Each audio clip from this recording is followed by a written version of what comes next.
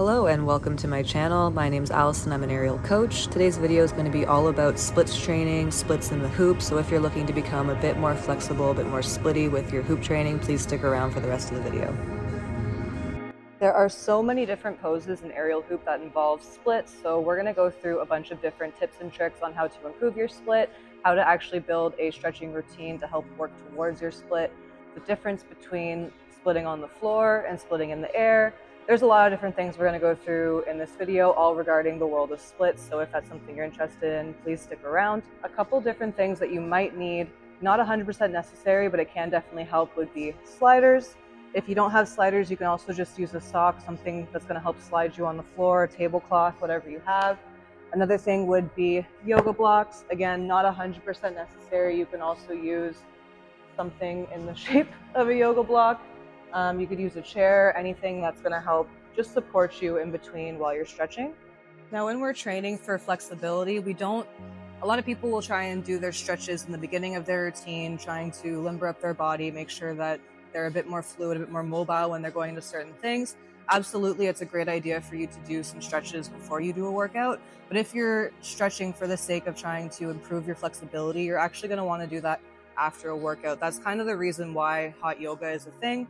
Being in the hot room is going to make you a little bit more fluid. Your muscle fibers are not as constricted, so it's easier for you to slide into things. Same as if you were going to be doing a workout or you're going to be doing some training, really honing in on your flexibility training is going to be best to do at the end of your workout when the rest of your body is all warmed up.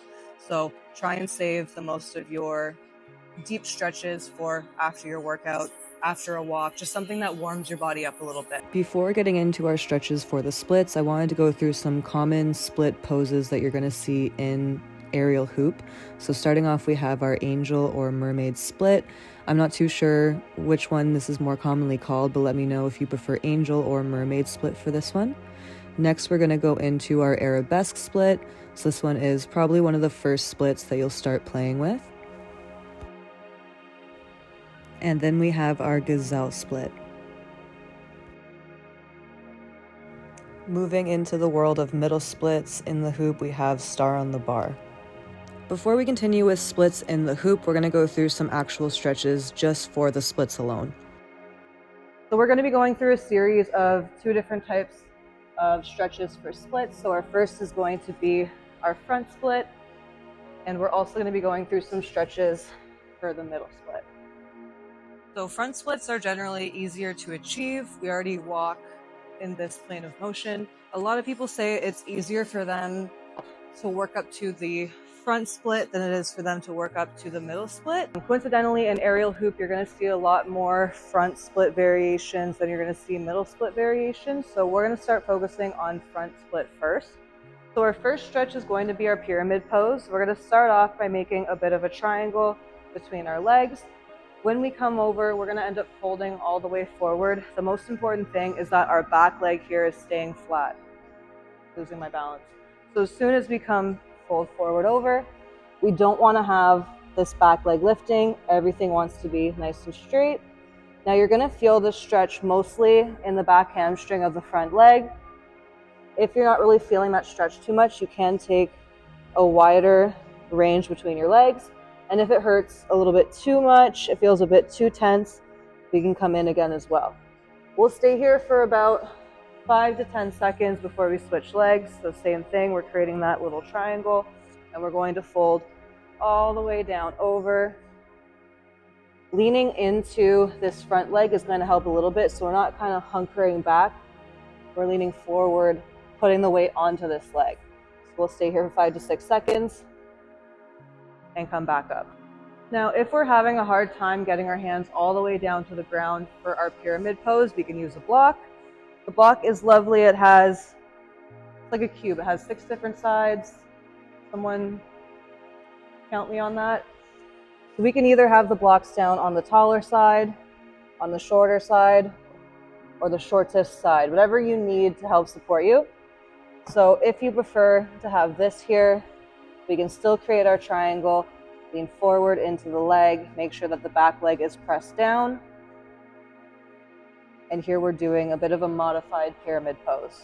The next stretch we're going to go through is going to be our seated leg lift. So for the seated leg lift, we're going to start with a bent leg, you can bring it up to your face. We're going to grab at the heel and extend the leg out. The goal is going to be to get this leg as close to our face as possible. So we're going to see how close we can get it. What we want to not do is bend the legs. There's going to be no bending of the knee. The knee should always be locked out. A pointed toe is going to help as well. So we're trying to get this leg as close to the face as possible, and we'll lower back down. Same thing on the other side. We can start with a straight leg as well too. It just might be harder to pick up your leg when it's straight. So we want to get the leg up, straighten it out, and get it as close to our face as possible. This is another hamstring stretch, so you should feel it here. We'll do another 5 to 10 seconds, and we'll go back down. Next, we're going to go through a couple different lunges for the splits. So when we're doing lunges to train for splits, you want to think about the line between your knee to your other knee being straight as possible. So we can do a lunge with the calf on the ground, but when we hunker down into that stretch, we want to be trying to create this nice straight line. So our hips are going forward, glutes are engaged. We want to make sure that everything's nice and tense and we're pushing forward into that stretch. Now we can also do the stretch with the back of the leg lifted. So if we want to bring both feet down to the ground like this, we're going to lift the calf off of the ground. So we're more on the toe now, but we're still trying to create a nice straight line from this knee all the way down to the other leg. So we're trying to sink into that as much as we can. Now the next stretch we can do either with the back of the calf flat to the ground or with the leg lifted. You can do it both ways. We're going to be doing a lunge to a hamstring stretch. So I'm going to start with the calf down, starting in the lunge. We're leaning forward as much as we can, driving everything forward, and then we're going to sink back and stretch out the hamstring. I like to do a little leg wiggle.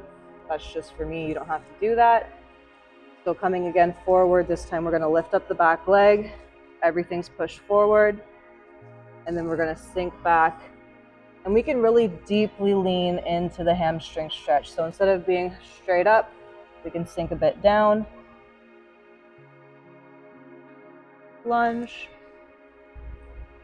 the hamstring stretch, and then we'll do the same thing on the other side. So really driving everything forward. Chest is forward, hips are forward, trying to drop the back of the glute down as low as we can into that stretch. And then we're going to sink back into our hamstring stretch. We can also use the blocks when we're doing our lunges. So if we don't want to come all the way down forward over the leg, this can help keep ourselves a little bit more lifted while we're practicing our stretches. So next we have our pigeon pose. So for pigeon pose, we're taking our front leg. It's going to go down sideways, and we're sitting on our leg. I think a lot of people are pretty familiar with pigeon pose, especially if you've ever gone to yoga, Pilates. Most group fitness classes tend to have this in your cool down somewhere, so it might be a familiar movement. Another thing that we could do to take this up a notch is to grab the back leg. It's not going to do so much for our split, but if we put some pressure into that back leg, that's going to help train you for hoop splits. We'll get into that a little bit later. So putting some pressure into this hand, good for activation. And for your pigeon pose, we can either be upright with the chest lifted like I am right now, or we can fold down forward over the leg. Sometimes having this added pressure on top of the leg helps people sink into the stretch a little bit more. Whether you prefer your chest lifted, chest down, that's up to you. And then same thing on the other side. The leg's gonna come bent in front of us. We'll sit down onto the thigh. Chest can be lifted. Chest can go down. So now we finally have our slide into our front split. So we can either go forwards or we can go backwards. If we're gonna go backwards, we're kind of starting in our lunge and then shifting that all the way back into our split. If we're gonna go forwards, we're starting with almost a reverse lunge. So back leg is bent, front leg is straight, and then we're gonna forward slide down into our splits. This one can be a little bit more difficult, a bit more on the hamstring. Now for middle splits, we have some exercises. We can use these with the blocks or we can use them without. I'm gonna start without while we're demonstrating. So our first pose is going to be our frog pose. You're going to start from a kneeling position, and then the knees are going to start to go out to the sides as far as they can go until you can stop. If you can get both of your legs flat, so the feet are pointing out, that's fantastic. If not, they can stay curled in as well too. So from here, we're trying to sink back as far as we can into this stretch. Something that we can do to take this stretch up one extra level is to open up one leg and really sink back as far as we can into that half split. Bend the leg back through, other leg's gonna open, and we'll sink back into that stretch again. So that's just an extension of your frog pose. Our next middle split stretch is gonna be our pancake stretch. So for the pancake stretch, we wanna have our legs as open as they're gonna go. So if that's here, that's fine. If it's much more open, that's fantastic. We just wanna have a nice V in the legs. So from here, we're trying to fold down as much as we can. If we can get the belly all the way down to the floor, that's the goal. And then all the way back up. Now we can also use the blocks for this one. If we're having a hard time getting down to the ground, or we can get kind of close to the ground, but staying there feels a little bit awkward, we can have our blocks and we can come down as far as we can and have the blocks be a rest. You can even have them underneath your arms. This is as far as you want to go, and back up. Our next stretch is just a very low squat. Once we're down in our low squat, we want to bring our arms kind of in between the knees. And if we can, we're going to push the knees out, opening up the hips. So this is where the sliders come in. You can also just use a sock, that's absolutely fine, a towel cloth, whatever you have. We're going to put a slider underneath one of our feet, and that foot's going to extend out nice and long. Now we're kneeling on the other leg, and we're going to come down and up. We're going to sink backwards and come back up. So hips are going backwards in this one. We're not coming straight down to the ground. We're going backwards and back up. Next, we're going to be doing full slide into our middle split. So we're going to come down till the hands are flat on the ground and heels go apart until we're seated down into our front split. Now coming back to splits in the hoop, we also have illusion splits. So that's going to be where you're in a position that really looks like a split, but the legs are more off to the side, so it's not truly a full split. I'm a little bit cut off here in Martini, but we're going to rock with it anyway. So for Martini, this is a great illusion split where you're not fully in the position, but depending on the angle that you look at it from, it does look like a full split. Next, coming into the Martini split, this is another nice dancer illusion split where the legs are more off to the sides, but it does look like a full split. These options are great for people who are still working on their split but want to add a splitty movement into their flow. Coming back to our mermaid or angel split, for this one, instead of just grabbing our leg somewhere around the knee and trying to pull it into a split, what's going to be a lot easier than that is grabbing somewhere on the foot, on the ankle, and really extending that out. A major difference between doing the splits on the ground and doing the splits when you're in the hoop is when you're on the ground, you have the gravity of your body down against the floor, the whole floor pushing your legs open. But when we're on the hoop, we only maybe have contact with a certain part of the hoop, and then wherever we're grabbing onto our leg, onto our foot. So when we grab our foot instead, it really helps you push the leg out. Coming back to our pigeon pose with pressure added in the back leg, this is great for our splits away pose. Because our back leg has nothing to help support opening up the split, we're going to need a little bit more strength to open it up by ourselves. So having that added pressure in the back leg is going to help prime opening it up into a split later on. So now that we've gone through a bunch of different stretches for the splits, tips for your splits in the hoops, all these different things, we're going to go through how to actually build a routine for your stretching. So instead of just doing all of these different stretches one time, moving on to the next one, moving on to the next one, we can build a bit more of a routine around our stretches. So you do want to think about sets and reps kind of similar to if you have a weight routine or you have a workout routine in the gym.